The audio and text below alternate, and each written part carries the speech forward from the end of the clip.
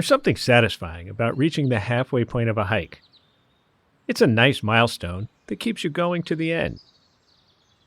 Whether you're hiking for a day, a couple of days, or a couple of months, you eventually reach halfway.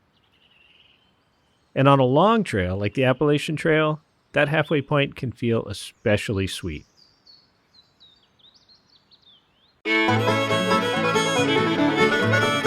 Welcome to The Green Tunnel, a podcast on the history of the Appalachian Trail.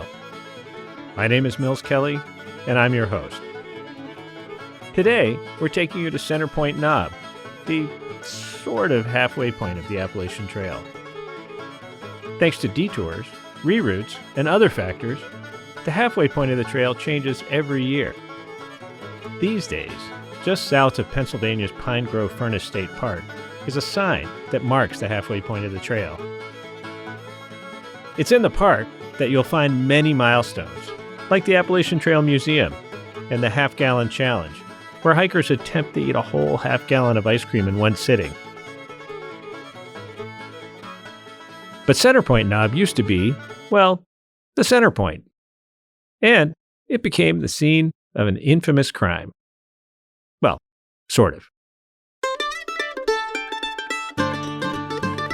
Mount Katahdin has always been the northern terminus of the AT, but you may remember from an earlier episode that until the late 1950s, Mount Oglethorpe used to be the southern terminus. At that time, the halfway point of the trail landed on an unnamed prominence in Pennsylvania. In 1935, the Mountain Club of Maryland installed a bronze plaque on a boulder on that rise, commemorating the midpoint of the new AT and appropriately naming it Center Point Knob. The bronze plaque embedded in the face of the boulder depicted a backpacker cresting a mountain and includes the famous AT logo and the words Center Point Knob. It replaced a plain wooden sign that said, simply, Center Point Knob, Mount Katahdin, Maine, 1,025 miles. Mount Oglethorpe, Georgia, 1,025 miles. Well, someone loved that plaque so much that they stole it sometime between 1940 and 1948. I know the plaque was there in 1940 because I found a photo in the Potomac Appalachian Trail Club archives from that year with a group of club members standing around it.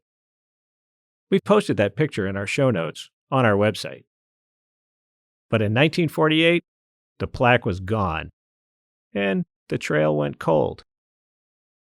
There's a photo of Earl Schaefer standing at Center Point Knob. That photo was taken in 1948. That photo kind of stuck with me for a few different reasons. I could stand at the very same spot at that very distinct boulder. And in that photo, 1948, the plaque was long gone.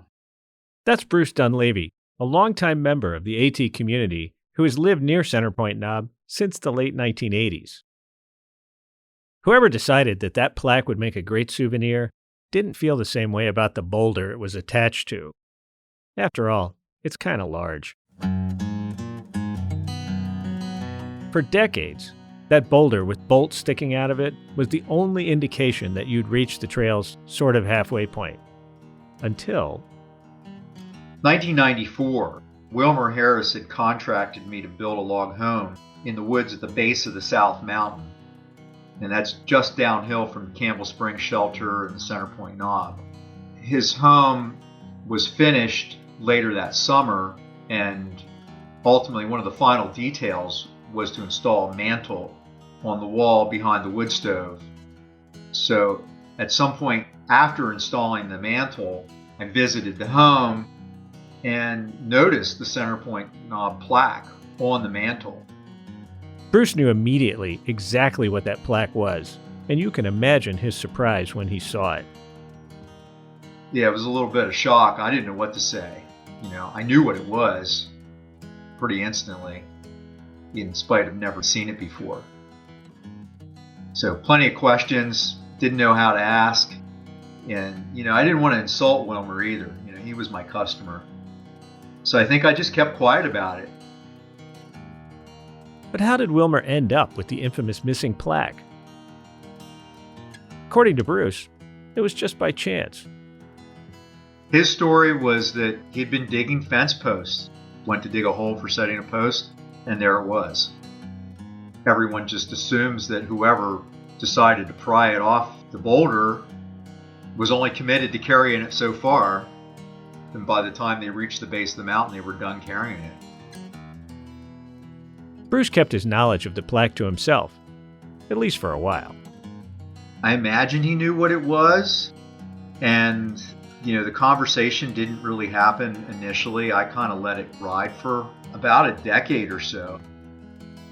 About a decade after he finished working for Wilmer Harris, the Appalachian Trail Museum began to take shape at nearby Pine Grove Furnace State Park, under the guidance of Larry Luxemburg. And Bruce had not forgotten about Centerpoint Knob's missing plaque. Didn't really have a conversation with Wilmer about the plaque until, I was in touch with Larry, and that's kind of when my wheels started turning that, I could approach Wilmer and see if he'd be interested in basically handing the plaque over. He didn't have any major hesitation. He had had the plaque for decades and decades. Yeah, he thought it was a good idea. Finally, the prodigal plaque was returned to the Appalachian Trail. But instead of taking it back up to Centerpoint Knob, the Mountain Club of Maryland decided to take a mold of it and cast a new one. And just like in the 1930s, the club mounted this new plaque on the boulder on Centerpoint Knob in 2011. The original plaque now lives in the Appalachian Trail Museum for everyone to enjoy. In the summer of 2018, I hiked the trail through Pennsylvania from Penmar to Duncannon. I crossed over Centerpoint Knob on my way north, and as I stood there on a foggy morning in June, I imagined what it must have felt like for those early AT hikers to reach their halfway point. For me, it was one of those moments when the history of the trail really came alive.